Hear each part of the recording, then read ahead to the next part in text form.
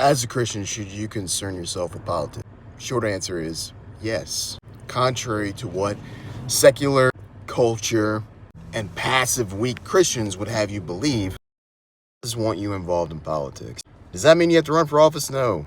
But voting is being involved in politics. What the secular world would have you want to believe is that Christians should just shut up, mind their business, and let the seculars run the world. But that actually goes against what the Bible teaches. Here are just a few examples. Matthew 5:13-16 calls us to be the salt of the earth and light of the world, which implies an active engagement in culture, politics, all to preserve the moral good.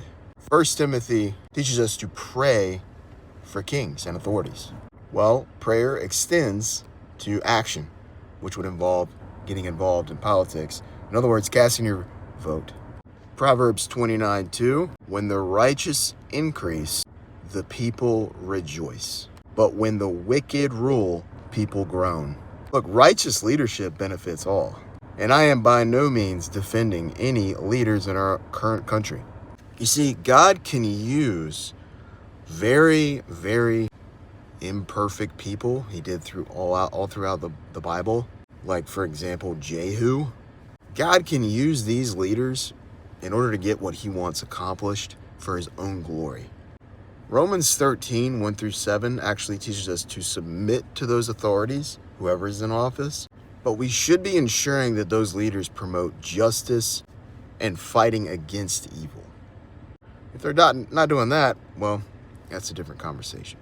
If we don't steward influence in this country, if we don't control the culture, if we don't promote biblical values and justice, if we don't advance the gospel like we should, even in our own country, not just around the world, if we don't give some kind of historical precedence for what it's like to be ruled over by a government that is evil, then secular society will take over.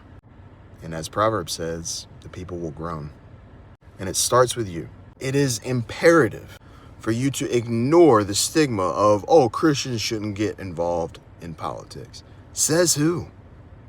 That is a trick of the enemy. So when the time comes, do get out there and vote. If every Christian in America voted, we wouldn't be having these problems.